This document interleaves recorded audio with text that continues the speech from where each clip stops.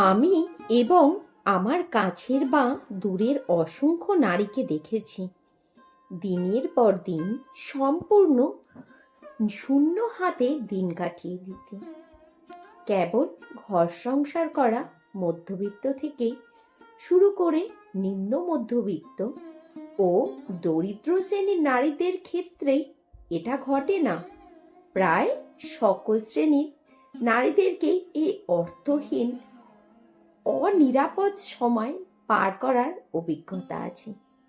এটা প্রচণ্ড রকম একটা পর নির্ভরশীল জীবন।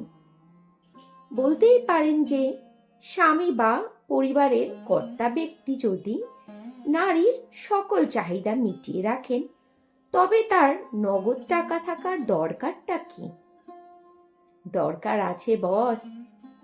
নারীদের এমন অনেক প্রয়োজন থাকে যা মেটানোর জন্য কর্তা ব্যক্তির কাছে টাকা চেয়ে নিতে বিব্রত হয়, সংকোচ করে, তবুও বাধ্য হয়ে চেয়ে নিতে হয়। কারণ প্রয়োজন কখনো লজ্জা মানে কি?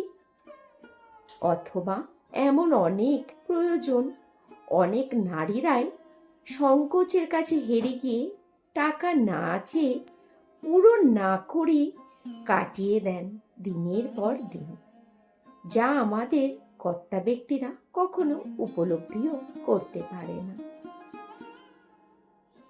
কেবল সংসারী নারীরাই নয়, আমি নিম্ন মধ্যবিত্ত বা নিম্নবিত্ত অনেক কর্মজীবী নারীকেও দেখেছি সারা মাস কাজ করে এক সময় অসহায় শূন্য হাতে দিন কাটাতে।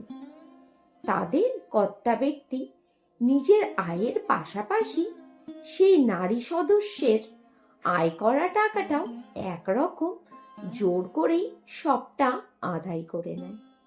ফলে কাজ করেও সেই নারীকে হতে হয় পরনির্ভরশীল।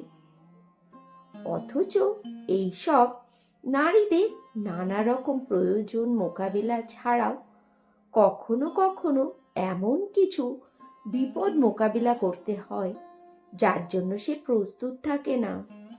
সেই সময়টা তার হাতে কিছু টাকা না থাকায় সে যে কি পরিমাণ অসহায় বোধ করে তা কেউ বুঝতেও পারবেন না, কেবল ভুক্তভোগী ছাড়া। তবুও পুরুষ বা কর্তা ব্যক্তিদের মধ্যে বেশিরভাগই তাদের সেই অসহায়তাটা বোঝার চেষ্টাই করে না। পক্ষান্তরে তাদের উপর নানা রকম নিয়ম নিষেধের দেওয়াল তুলে দেয়। অথচ আমি দেখেছি এমন অনেক নারীদেরকে যে ঘরের কোনো বিপদের মুহূর্তে যখন কোনোভাবে কর্তা ব্যক্তিদের টাকার পয়সার ব্যবস্থা করতে পারেন না, তখন নারীরাই তাদের কাছে টাকা থাকলে অনায়াসে বের করে দেন। সেই কঠিন মুহূর্তে পাশে দাঁড়ান নারীরাই, এবং তারা নিজ প্রয়োজনের খরচের বেলায় খুবই হিসাবী। তারা নিজেদের কাছে কিছু টাকা থাকলে সে টাকা অপ্রয়োজনে খরচ করেন না, কেবল অনেকটাই নিরাপদ বোধ করেন, যা তার জন্য ভীষণ দরকার। এখন বলতেই পারেন সবার এই অবস্থা নেই যে ঘরের নারীদের হাতে কিছু টাকা রেখে দেবেন। এটা অবশ্য ঠিক, তাই বলে সকল নারীকেই কর্মজীবী হয়ে যেতে বলছি না আমি। তাদেরকেও অন্তত ঘরে বসে হলেও কিছু টাকা আয় করার সুযোগ তো দিতেই পারে। তোমাদের সাথে কথা বলতে বলতে কত কাজকর্ম হয়ে গেল। দেখো আজকে আমি দুপুরের খাবারের জন্য কি কি রেডি করে নিয়েছি। করেছি চিকেনের মধ্যে 2টো ডিম দিয়ে দিয়েছি। আসলে চিকেন খেতে আমার একদমই ভালো লাগে না, ওই জন্য ডিমটা আমার। করেছি বেটে শাক, আর রয়েছে বাঁধাকপির ঘন্ট, বাঁধাকপির বড়াও করেছি। ছেলেটা বাঁধাকপির বড়া খেতে খুব ভালোবাসে, লেবুও কেটে রেখেছি। আর রয়েছে চাটনি। মাইক্রোওভেনে ভাতটাও নিলাম গরম করে, সকালে তো ভাতটা রান্না করি, তাই দুপুরে খাওয়ার সময় ভাতটা একটু গরম করে নিই। আবার ফেরত চলে এলাম রাত্রিবেলাতে।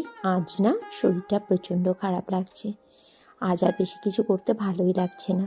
কালকের একটু আটা মাখা ফ্রিজে ছিল, ওটা দিয়ে করে নিয়েছি 3টে রুটি, আর করে নিলাম 3টে গোলা রুটি।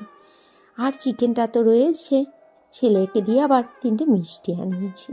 অনেক দিন ধরে গোলাপ জামুন খেতে ইচ্ছে করছে না। আমাদের পাড়ায় শ্রীগুরুর অনুষ্ঠান হয়েছে, ওখান থেকে আমার এক ভাইজি গেছিল, ও আমাকে প্রসাদ এনে দিয়েছে। জানে আমি খিচুড়ি প্রসাদ খেতে খুব ভালোবাসি। এই দিয়ে ডিনারটা সারি, আর আজকের ব্লগটা এখানেই শেষ করছি।